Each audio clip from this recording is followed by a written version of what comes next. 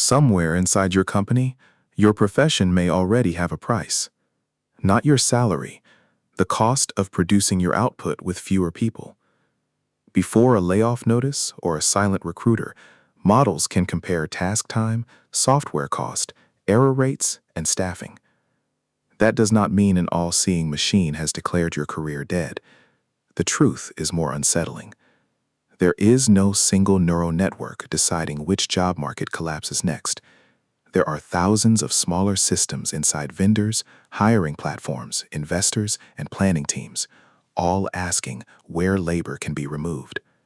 When enough institutions trust the same signal, a forecast can begin manufacturing its own future. The first clue is hidden in the phrase AI exposure. It sounds like extinction. It is not. Exposure means some tasks inside an occupation overlap with what a model can potentially do. In 2025, the International Labor Organization and Poland's NASK mapped nearly 30,000 tasks and concluded that 1 in 4 jobs worldwide had some generative AI exposure. Their more likely outcome was transformation, not replacement. A profession does not disappear when a chatbot touches one task. It becomes vulnerable when valuable tasks can be performed reliably, delegated with little supervision, and integrated more cheaply than the people doing them. Capability is only the first gate. Economics is the second. Now expose the so-called Skill Devaluation Index. As a secret industry standard, it does not exist in any credible public record, but the ingredients do. Build the honest version. First, coverage. How much of a normal week can AI touch? Second, reliability. Does it work repeatedly in production? Third, delegation. Is a professional using the tool, or is the workflow handed to software? Fourth, cost crossover. After review, integration, liability, and failures, is the machine cheaper? Then subtract the bottleneck premium: trust, physical presence, accountable judgment, negotiation, and ownership when the answer is wrong. This is not a magic score. It is a pressure gauge, and it moves faster than a degree program. The next layer measures what people are actually handing over. In March 2026, Anthropic published an observed exposure measure weighted by real usage, work context, automation rather than assistance, and the share of an occupation those tasks occupy. It produced a crucial warning. Technical capability still runs far ahead of deployment. The study found no systematic unemployment increase among highly exposed workers since late 2022, but it found suggestive evidence of slower hiring for younger workers in exposed occupations. That is how a labor market can change before mass layoffs appear. The first casualty may not be the employee already inside. It may be the career ladder that never opens beneath them. This is where prediction becomes permission. A model says a team could produce the same output with fewer hours. Finance does not need certainty. It needs a scenario. The next hiring request is delayed. A vacant role is never reposted. Training moves towards a smaller AI-fluent group. A vendor absorbs work that once taught juniors the business. In the World Economic Forum's 2025 Employer Survey, 41% expected workforce reductions where AI could replicate roles. Yet 77% planned upskilling, and nearly half expected to move exposed employees elsewhere. Those answers conflict only if you imagine one future. Companies prepare several at once, and the cheapest scenario can win before the most accurate one. The architecture feeds on signals, but not the ones the thriller promised. There is no public proof that elite funds scrape secret labs and calculate the death date of middle management. The real inputs are less magical: job postings, vendor prices, earnings language, software adoption, usage data, papers, and patents. WIPO counted more than 14,000 generative AI patent families in 2023, up from 733 in 2014. That reveals direction, not destiny. Patents can be defensive, delayed, or never commercialized. Private research can stay invisible. But combined with falling tool costs and live usage, these weak signals map where firms believe productivity will move, and capital follows belief before labor statistics confirm it. Then the system turns on the people who trained it. Legal researchers created searchable precedent patterns. Programmers wrote code that now helps models generate more code. Analysts produced reports whose structure can be reproduced in seconds. Clinicians labeled images that improved diagnostic systems. But this is not a clean path to human elimination. It is a bargaining shift. When AI absorbs the first draft, search, summary, or routine classification, the remaining human work narrows to verification, exceptions, client trust, liability, and uncertainty. Some roles are de-skilled because teachable tasks disappear. Others become harder because only the ambiguous residue remains. The same tool can devalue one rung while making the next rung harder to reach. Now map the global red zones, but erase the fake countdown to a late 2026 collapse. Serious exposure estimates reveal structural pressure, not a city and date. IMF analysis places roughly 60% of jobs in advanced economies within AI exposure versus 40% in emerging markets and 26% in low-income countries. That does not mean advanced economies lose 60% of their jobs. Their labor markets simply contain more professional, managerial, and digitized tasks AI can touch. Wealth creates exposure and protection together. Infrastructure speeds adoption, while capital and institutions can fund augmentation. The most exposed map is not automatically the most doomed. It is where the labor bargain can change fastest. The more dangerous map may be disruption without dividend.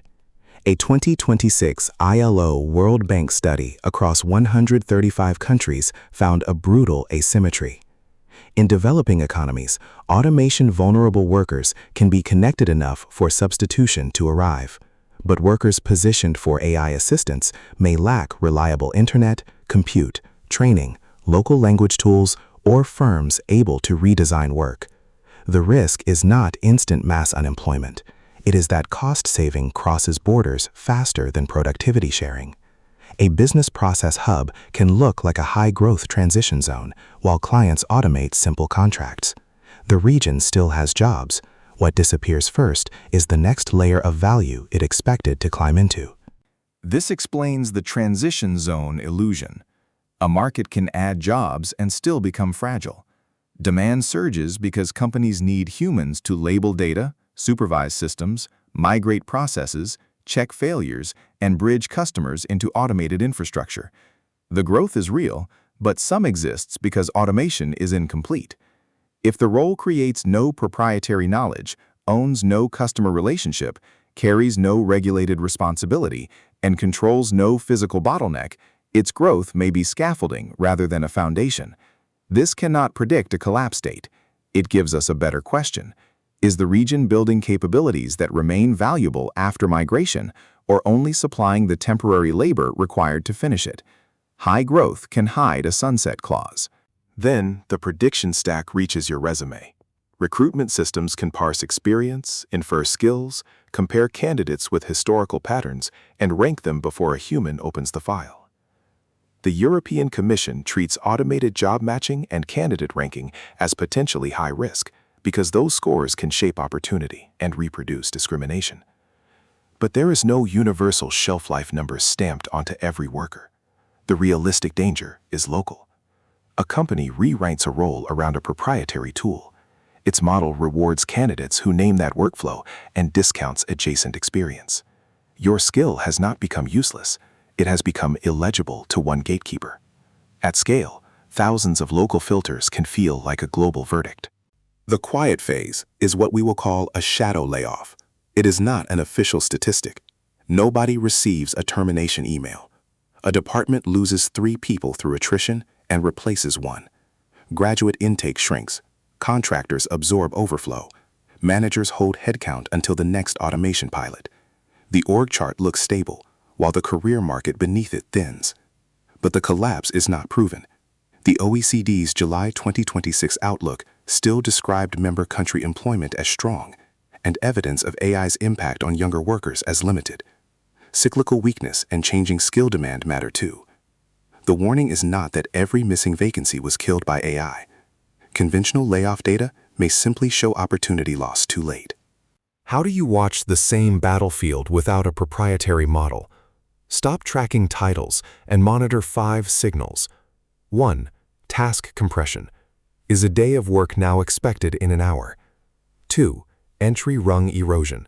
Are junior postings falling faster than senior ones? 3. Workflow capture. Is one vendor becoming the required path for producing and reviewing work? 4.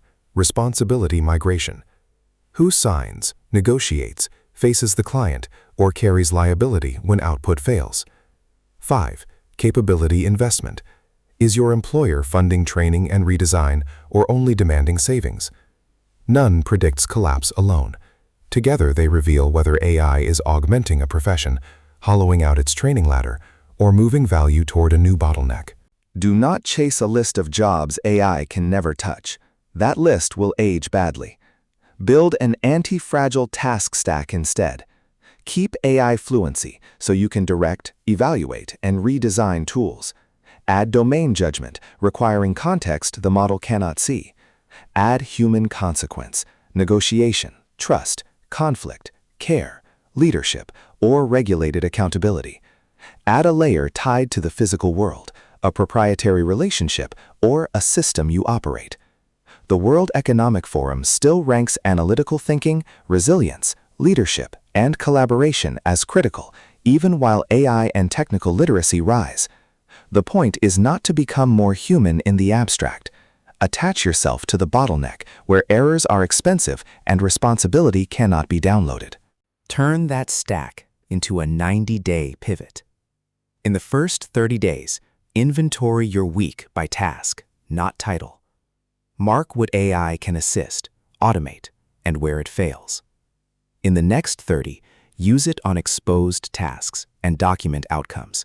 Time saved, errors caught, decisions improved, customers retained. Do not collect certificates. Prove you can supervise a new workflow. In the final 30, move toward the bottleneck. Own exception handling, client discovery, quality control, implementation, compliance, or the handoff into physical operations. If your company offers only cost pressure and no path to responsibility, treat that as a signal.